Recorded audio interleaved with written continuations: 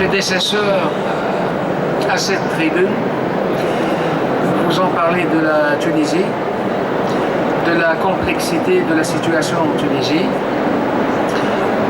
Je ne suis pas venu pour vous parler de la Tunisie, un sujet auquel j'ai consacré beaucoup d'écrits, beaucoup de livres.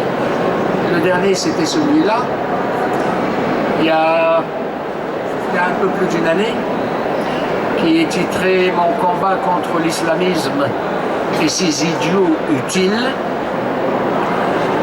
c'est-à-dire certains occidentaux en général. Les idiots utiles, c'est, vous savez, l'expression idiot utile, on la doit à Lénine. Les idiots utiles. J'avais parlé des idiots utiles. Ici, je ne suis venu que pour vous parler de la crise qu'on appelle russo-ukrainienne et que j'appelle la crise ou le conflit russo-américain par Ukrainiens et Européens interposés. Je dois être honnête avec vous.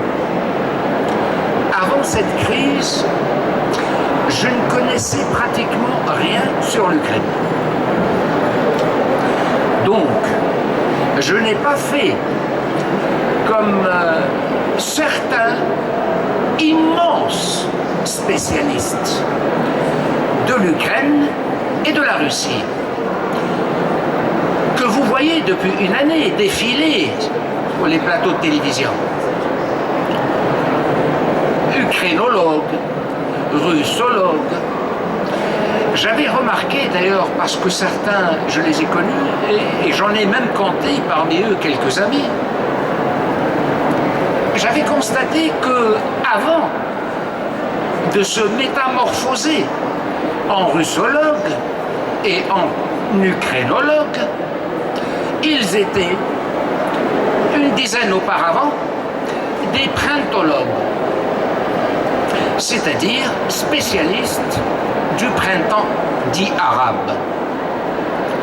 Alors, et je les vois, 10 ans plus tard, nous parler avec beaucoup de science et de distance d'une crise, il est vrai, non seulement tragique pour le pauvre peuple ukrainien, mais d'une dangerosité extrême pour le monde. Je connaissais des bribes sur l'Ukraine. Je n'en savais pas plus que vous. Mais philosophe de formation, cartésien, c'est-à-dire possédé et obsédé par le doute, je devais ne pas me contenter de ce que les médias et les grands spécialistes de télévision, des docteurs S-télévision,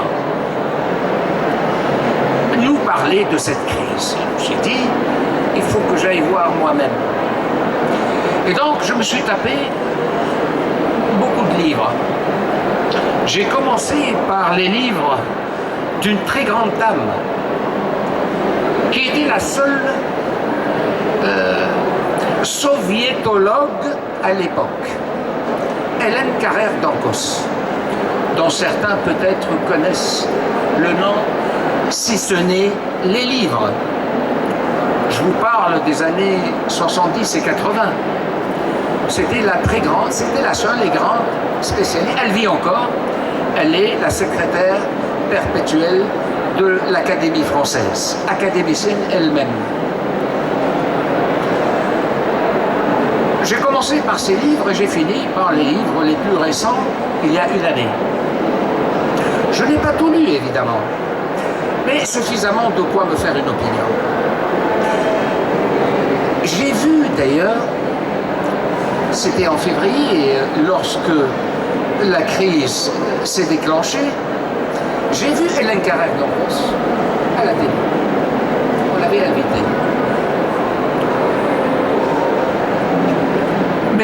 aussi, en même temps, parce que sans doute, les télévisions ne pouvaient pas se contenter de la science, de la distance, de la, comme disait Max Weber, de la neutralité axiologique d'Hélène Carrère d'Ancos. Il fallait que quelqu'un tape. Enfin, Hélène Carrère d'Ancos, c'est une grande dame. Elle n'a jamais tapé de sa vie. Et à son âge, c'est pas à son âge qu'elle va commencer à taper. Mais elle était vraiment objective. Objective, ça veut dire qu'elle a condamné l'agression, il faut appeler un chat, russe à l'égard de l'Ukraine.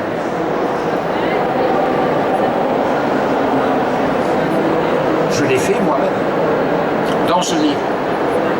En termes de droit international, parce qu'il s'agit de droit international, et comme on n'a pas inventé mieux que le droit international jusqu'à présent, mieux, pas d'un point de vue éthique ou moral, mieux d'un point de vue politique et pragmatique. Le droit international a été fait par les puissants et auquel devaient se soumettre les faibles. Il faut dire les choses. C'est l'ordre international issu de la Seconde Guerre mondiale. On sait par qui il a été fait et au profit de qui. Mais ça, on est pragmatique. Mieux vaut un ordre international, c'est-à-dire un droit et une juridiction internationale pas idéale, même boiteuse, que ne rien du tout.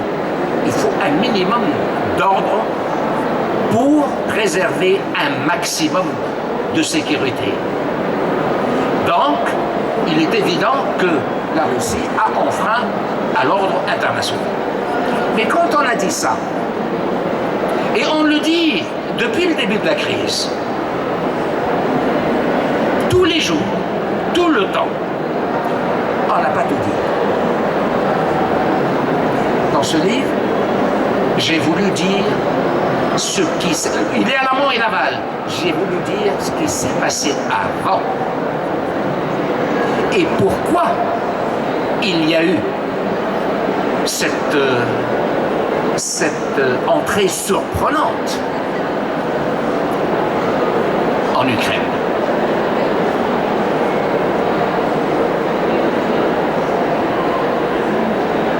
Comprendre, ce n'est pas justifié. Il y a eu 91, l'implosion de l'URSS.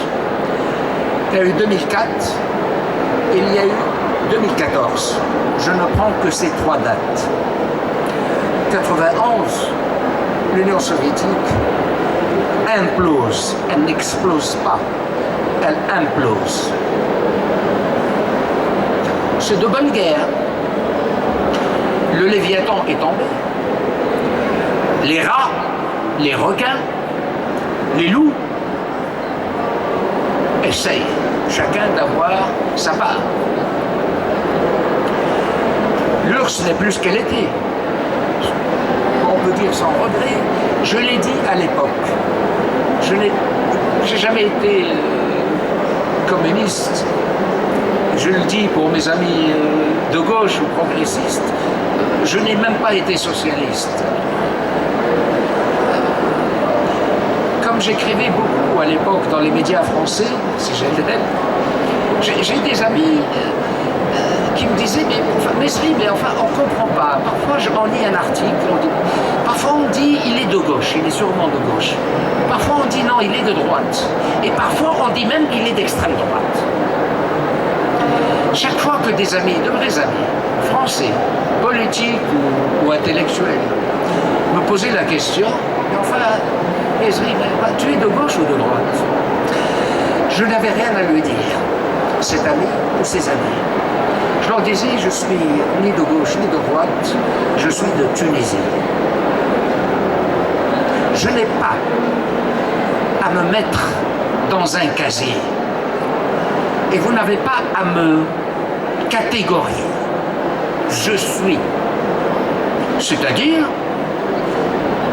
un petit penseur qui se trompe, qui dit peut-être des vérités occultes ou occultées.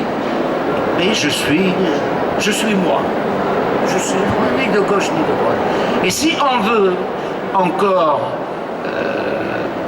me pousser jusqu'à mes derniers retranchements, je finis par dire de Tunisie est profondément bourguibiste. Nul n'est parfait. De Tunisie, qui plus est bourguibiste. Bon. Je reviens à mon propos. À l'époque, j'ai vu passer dans l'une des chaînes de télévision Hélène Carrère-Dancos. Et j'ai vu sur le même plateau de télévision une fille très belle. Ça, on ne peut pas dire le contraire.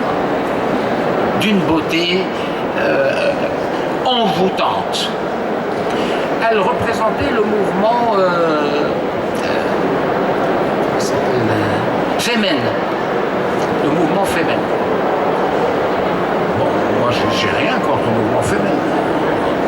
Au contraire, quand il y a une manif, je regarde la télé et la manif des Femen pour des raisons que vous comprendrez. Bon.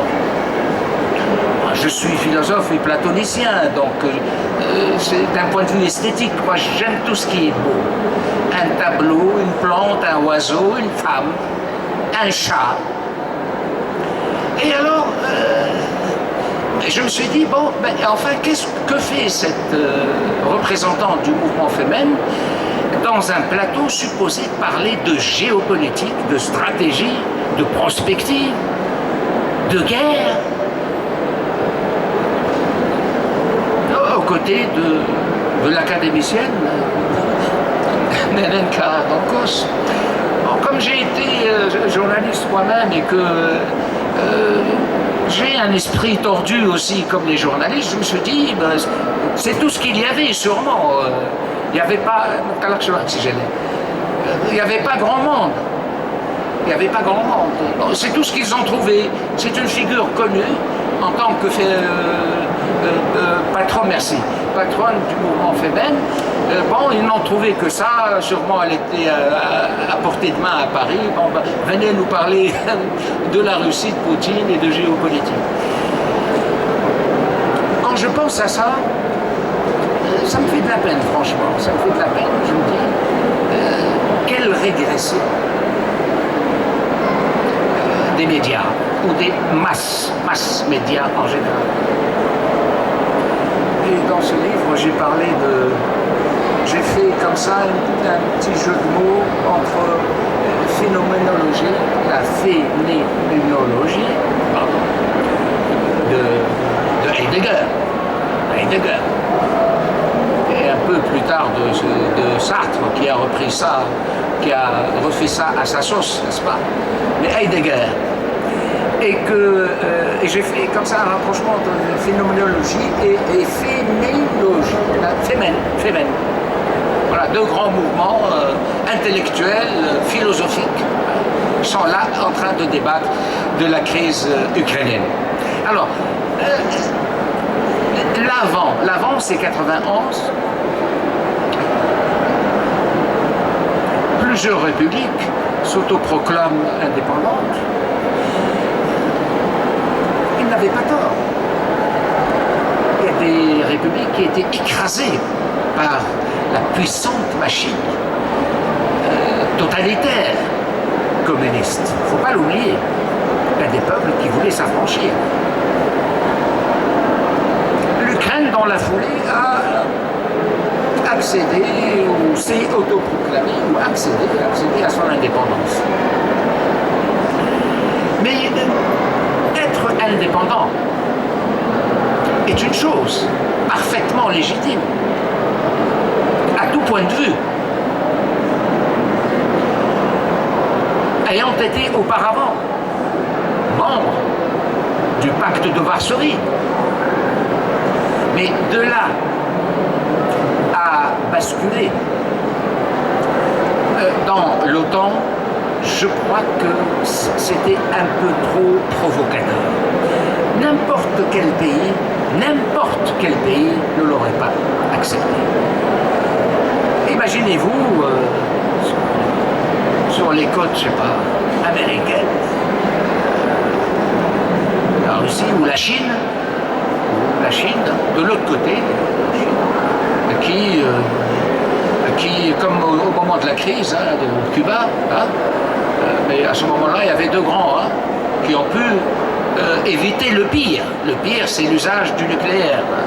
Il y avait Khrouchtchev d'un côté et Kennedy.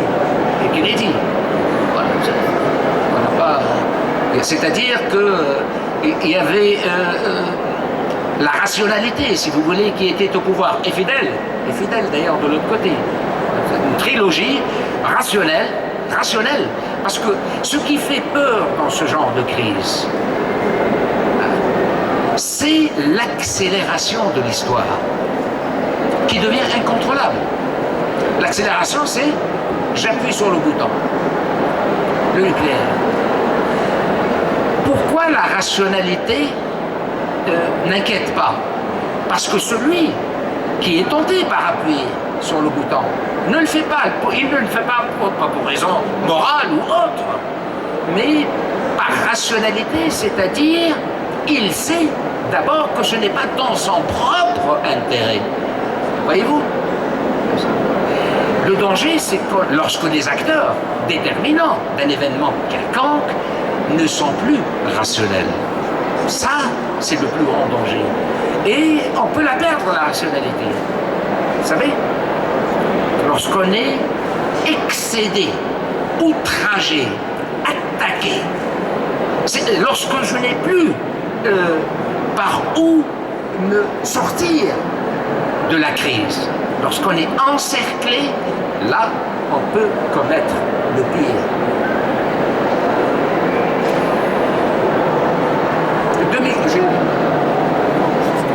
Pas trop, parce que j'aimerais qu'on puisse dialoguer. Il y a eu Maïdan,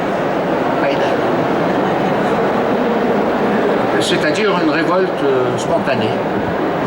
Vous savez, comme au moment du printemps arabe, toutes les révoltes étaient spontanées. Il n'y avait pas de... Si vous dites que, bon, quand même, il y a eu telle ONG américaine, où il y a eu telle attitude du département d'État, complotisme. Ah oui, d'accord.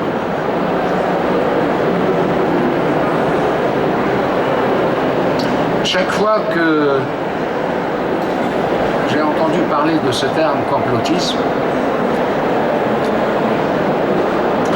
j'ai dit ceux qui ont inventé et exercé des complots ont aussi inventé la théorie du complotisme, c'est-à-dire le poison et l'antidote. Le poison, l'antidote pour dissuader toute intelligence ou rationalité de vouloir comprendre au-delà de ce qui est visible et de ce qu'on montre. Si vous franchissez cette limite, vous êtes complotiste. Moi j'ai dit, non seulement les complots existent, mais j'ai dit en paraphrasant et en altérant la maxime ou la sentence de Marx, l'histoire jusqu'à présent n'a été qu'une histoire de lutte des classes. Moi j'ai dit, l'histoire n'a été qu'une succession de complots. C'est une banalité. Quand je le dis comme ça, on devient suspect. Mais en réalité, pour les historiens, et même pour les philosophes, c'est une banalité de dire ça. Quand vous voyez l'histoire de l'Empire romain païen, ensuite l'Empire romain chrétien, vous voyez l'histoire des empires islamiques, les Omeyyades, les Abbassides, les Ottomans. Mais il n'y a que des complots. Mais combien d'empereurs romains sont morts assassinés à la suite d'un complot, parfois un complot familial? Combien de califes sont morts assassinés, dont un en train de faire la prière, Othman, poignardé, alors qu'il était soumis à Dieu à un moment de prière? Comment on appelle ça? C'est pas un complot.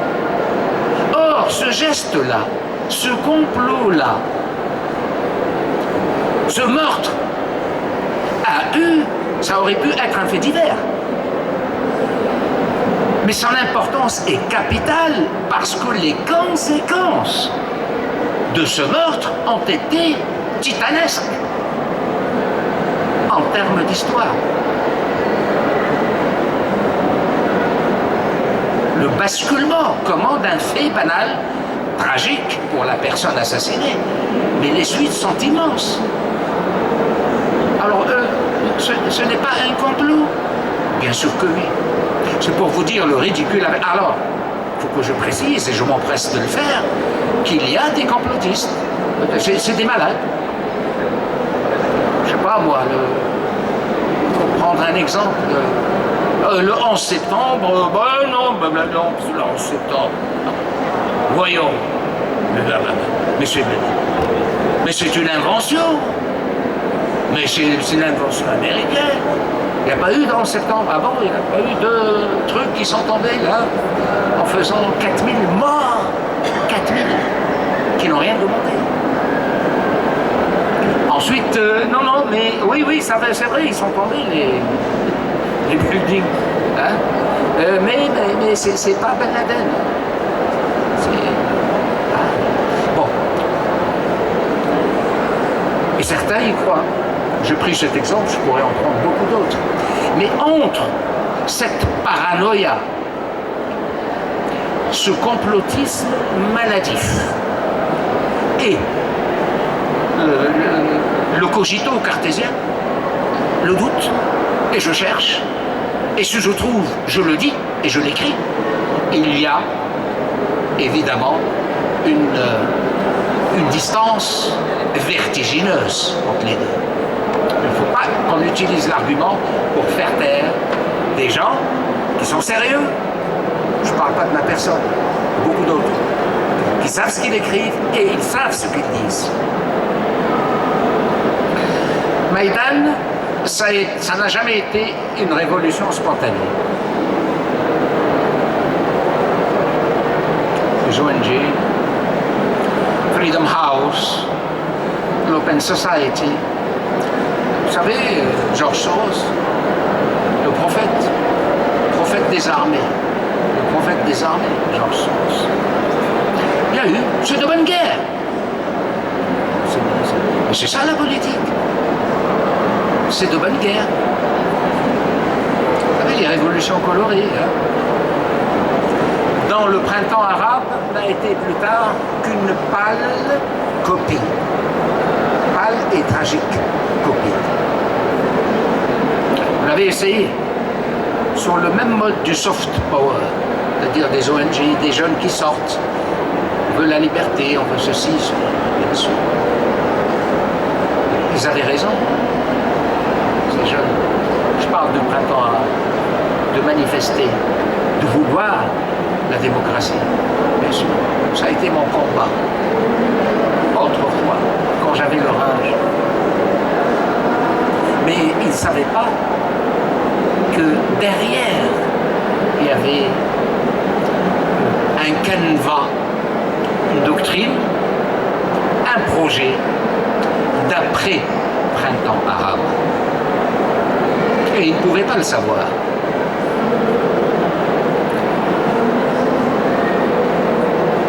Maïdan, on a vu d'ailleurs à Maïdan, si ma mémoire est bonne, et c'est curieux d'ailleurs, Maïdan, hein? Maïdan Kiev, Maïdan Le Caire, hein? Ça ne s'écrit pas de la même façon, mais ça se dit exactement de la même façon. Maïdan le Kiev. On a vu à Maïdan Kiev aussi un autre prophète, un autre saint de la liberté, de la démocratie et des droits de l'homme, sa sainteté, Bernard-Henri Lévy. Je suis filmé là, à Abdeljelil. Oh là là, oh, j'ai commis une... Oh là là, j'ai dit Bernard-Henri Lévy. Ça va être là. Bernard-Henri Lévy.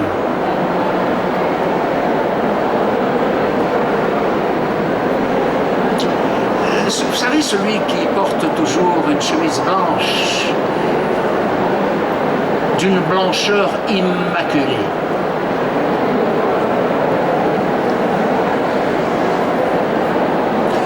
Quand je vois cette chemise, moi, sans lunettes, c'est-à-dire avec mon esprit, je ne la vois pas blanche. Je la vois entachée de rouge. Le rouge des victimes, de ceux qui sont morts, sur plusieurs événements, de ceux qu'on a oubliés. Moi, je suis un homme qui n'oublie jamais. Vous voyez, j'ai fait philo, je suis docteur en philosophie et pourtant je suis pas sage. Parce qu'un philosophe, justement, il devrait faire abstraction de tout ça. Non. Je ne suis pas sage. Encore moins de morale chrétienne. Pardonner.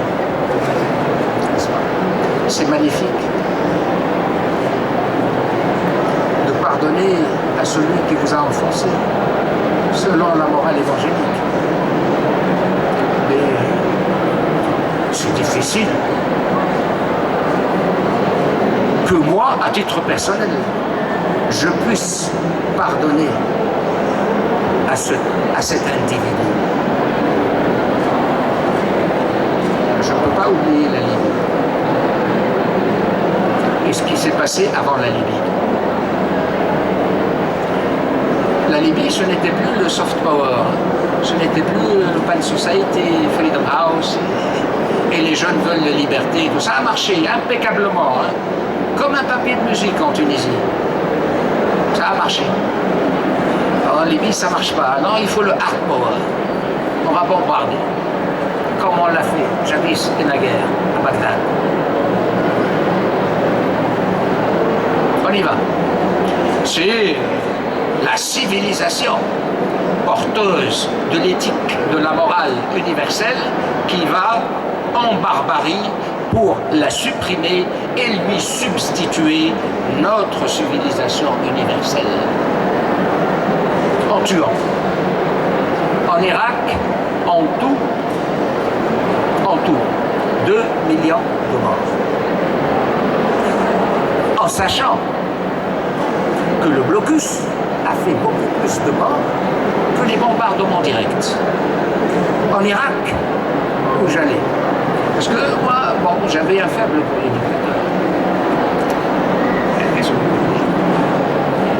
Saddam, ensuite Bachar, ensuite Kadhafi. Sans parler de notre tout petit dictateur, le pauvre. Un petit. Il ne joue pas dans la cour des grands, Ben Ali. Hein. C'est pas Saddam, c'est pas Kadhafi, c'est pas Bachar, n'est-ce pas? Bon, c'était un dictateur.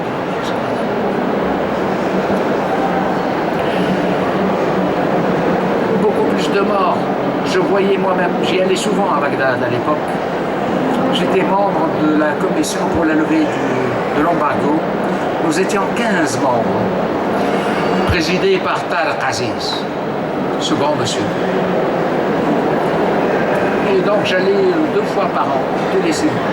J'ai vu, et j'ai été témoin, des crimes contre l'humanité. J'ai vu des enfants mourir parce qu'ils n'avaient pas d'aspirine. Vous savez, un cachet d'aspirine pour faire baisser la fièvre. Il y a eu des centaines de morts parce qu'il n'y a pas d'aspirine. Tout ça, c'est difficilement pardonnable. Pourquoi je le dis? Je le dis parce que, et ça sera ma conclusion, beaucoup s'interrogent aujourd'hui pourquoi des pays africains, c'est la question clé aujourd'hui en termes de géopolitique. Des pays africains et même beaucoup de pays arabes quand même sont plutôt côté Russie et ils ne défendent pas la légalité internationale et ils ne défendent pas clairement l'Ukraine. Et pourquoi, en d'autres termes, je ne parle pas des États ou des régimes, les régimes sont prudents. On l'a vu lors du premier vote aux Nations Unies, mais je le vois dans les sociétés. Les peuples sont spontanément, c'est une question qu'on devrait se poser, ils sont spontanément pour la Russie et même pour Poutine qui est très populaire auprès d'eux. Populaire. Il faut se demander pourquoi.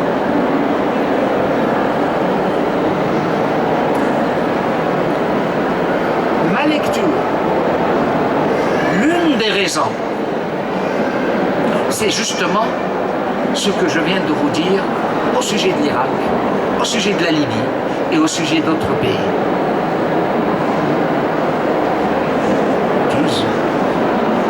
Poser la question, pas à un docteur en sciences politiques ou à un polytechnicien,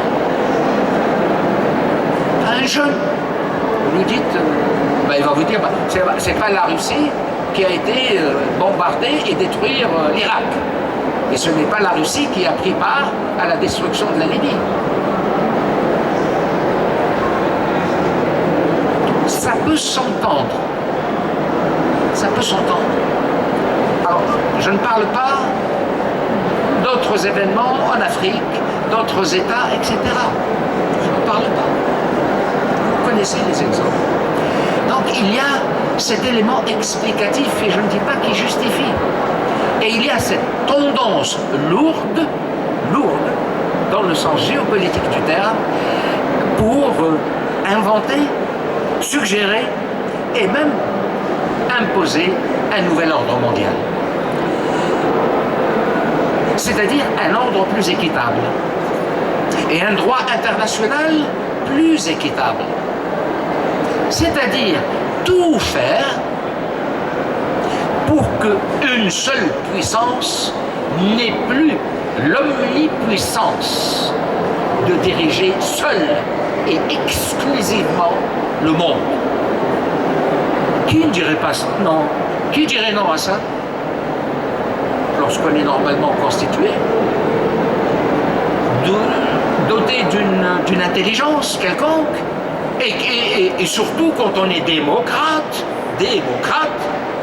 on ne peut qu'approuver cette tendance. Parce qu'elle serait intrinsèquement démocratique. Ce qui vaut dans un pays démocratique, pouvoir contre pouvoir, médias, pouvoir des médias, pouvoir de ceci et de cela, vaut à l'ordre international. Comment peut être un démocrate nationalement, je parle des démocraties occidentales, et refuser ne pas adhérer à un projet d'ordre mondial multipolaire, c'est-à-dire tout simplement démocratique. C'est-à-dire les États-Unis et Haïti, et le Gabon, je sais pas moi, et la Mauritanie, c'est kiff-kiff. C'est ça le monde.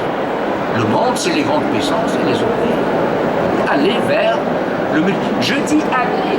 Certains vous direz ça, même des spécialistes vous diront revenir à l'ordre multipolaire. C'est pas, moi je dis non, aller vers un nouvel ordre multipolaire, parce qu'il n'a pas existé. On se trompe. Ce qu'il y avait, c'était un ordre bipolaire. C'était l'URSS, bloc de l'Est, et les États-Unis, les démocraties occidentales. C'était bipolaire. À mon sens, c'était mieux que l'ordre qui a tout fait, tout imposé au reste du monde. La mondialisation, l'hyperlibéralisme. J'ai parlé des agressions contre d'autres pays, etc. Au moment de la bipolarité internationale, c'était, à mon sens, il faut relativiser mon propos. En tout cas, le meilleur, ça serait l'invention d'un nouvel ordre mondial. On va dire, oui, il va profiter aux nouvelles puissances. On pense à la Chine, hein, singulièrement à la Chine. Les autres pays, la Russie, le Brésil, l'Afrique du Sud, les pays du BRICS. Hein. Eh bien, écoutez, chaque pays, chaque puissance défend ses intérêts. Un nouvel ordre mondial où il faut pacifier les relations internationales. Les pacifier. Il ne faut plus que ça soit tendu. Et pour les pacifier, pour que les choses se passent de façon naturelle, eh bien, il ne faut pas qu'une seule puissance dirige le monde, bien évidemment. On peut trouver toujours des compromis. C'est ça la diplomatie. Un gentleman agreement. On s'entend économiquement et tout, sans faire de victimes. Il n'est plus question que l'Afrique paye pour les riches. Les Africains ont droit, mieux vaut tard que jamais, à avoir leur autonomie et indépendance réelle et leur souveraineté réelle. De même que certains pays arabes et asiatiques. Voyez-vous, j'ai un peu mis ce genre de considération dans mon livre, avec quelques tentatives en termes de prospective, c'est-à-dire où va le monde après cette crise. J'avais mis, d'ailleurs, ça m'a fait plaisir, quand je me trompe souvent, hein, mais il m'arrive aussi d'avoir vu juste. Par exemple, c'est une banalité dans ce livre, dans la page 210-211, je crois, j'avais dit qu'il faudrait, en tout cas, ça serait inéluctable, et ça sera, en tout cas, je le souhaiterais personnellement, que l'Iran et l'Arabie Saoudite s'entendent, qu'ils sortent de cet antagonisme ridicule, idéologique, sunnite-chiite, qui est anachronique et caduque, comme disait Arafat il y a quelques années, caduque. Ça m'a fait plaisir, franchement, d'avoir cette réconciliation, j'espère durable, entre les Saoudiens et les Iraniens.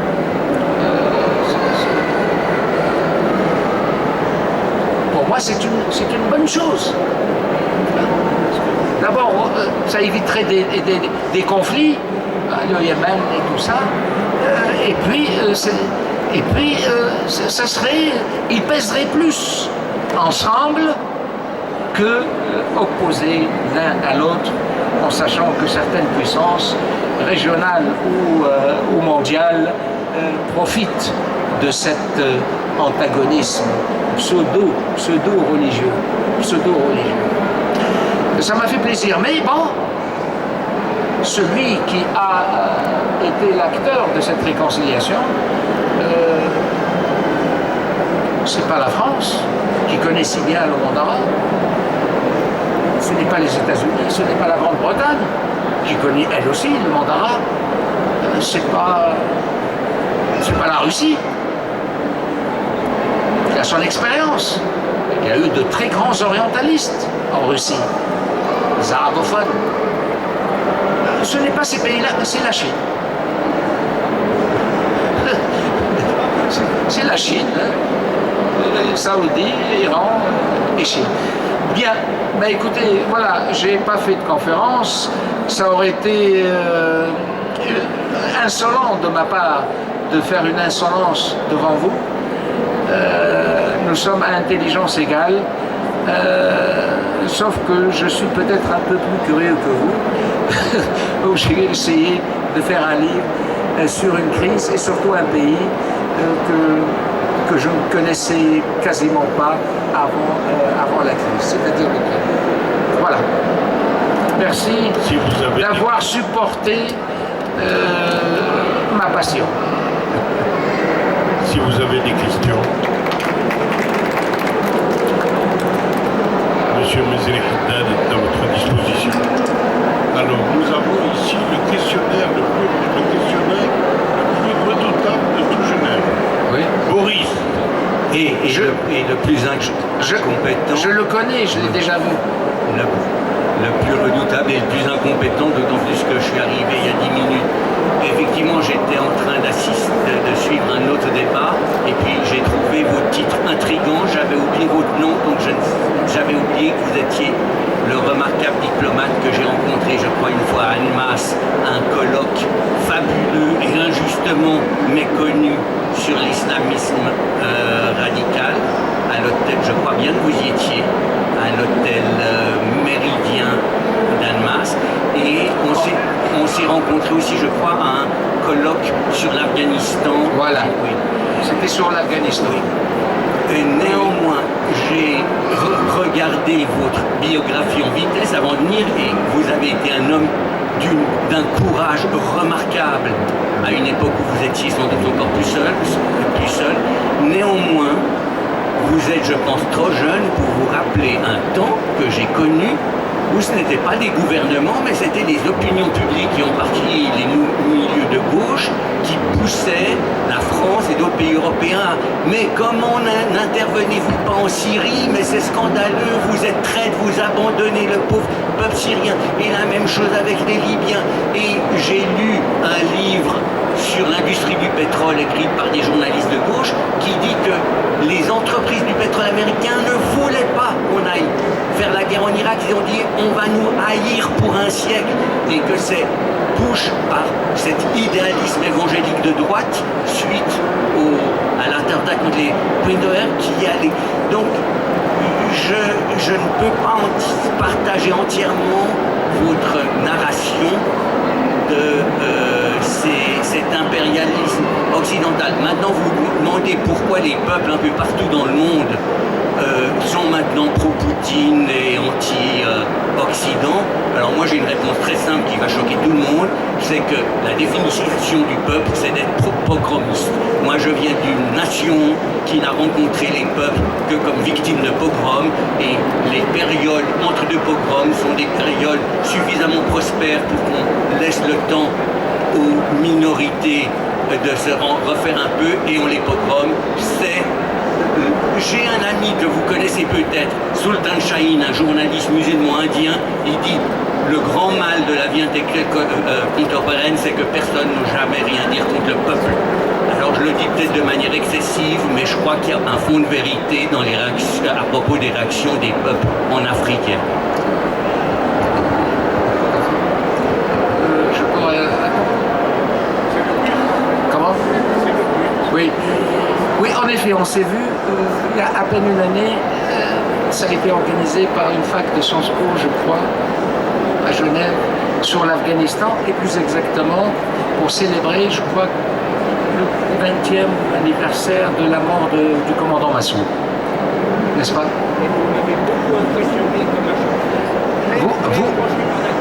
Vous souvenez-vous d'un autre invité intervenant à ce colloque? Voilà, c'est ce que je voulais entendre. Je continuerai mon propos si on arrête les vidéos. Mais sinon, ça sera fait en aparté. Pour que je vous dise qui a organisé et qu'est-ce que moi, diable, je faisais dans ce colloque avec Bernard-Henri Lévy. je vous le dise. Je vous le dis, je vous le dirai en aparté. Mais je peux vous dire, devant caméra, qu'il y avait un autre intervenant. Et c'est ça le plus énorme. On fêtait donc le 20e, enfin 25e, mort du commandant Massoud. Par qui a été tué le commandant Massoud? Vous souvenez-vous? Par l'ONG de Ben Laden, non? Par Al-Qaïda. D'ailleurs, par des Tunisiens, n'est-ce pas? Hein? Des islamistes. Les faux journalistes. Le journaliste et le caméraman. C'est comme ça qu'il est mort, le commandant Massoud.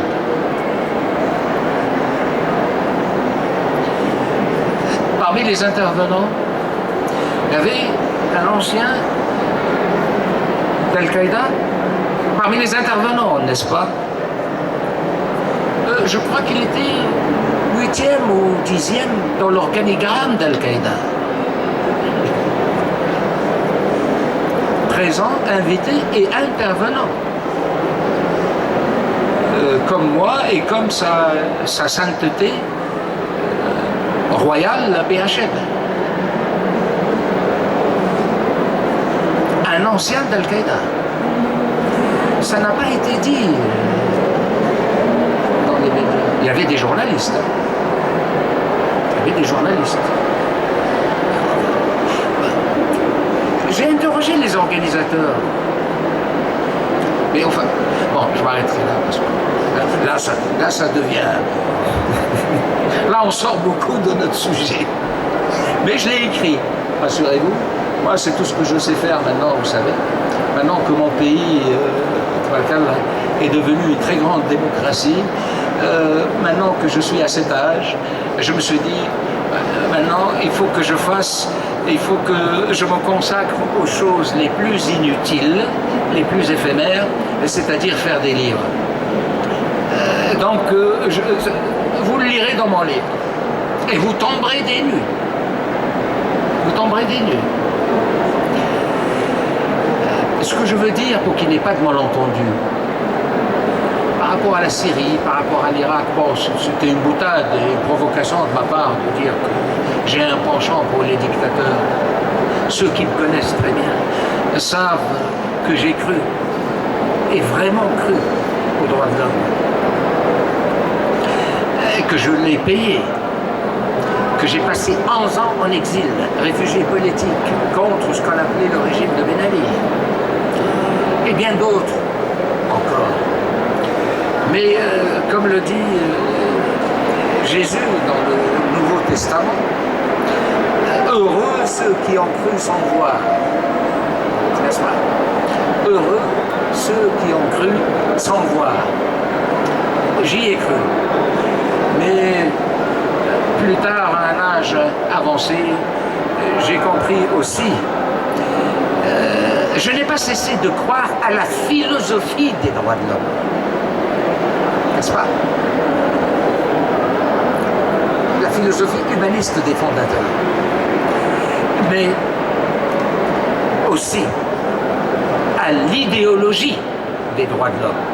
Et ce pourquoi on l'a utilisé, y compris dans les pires crimes contre l'humanité.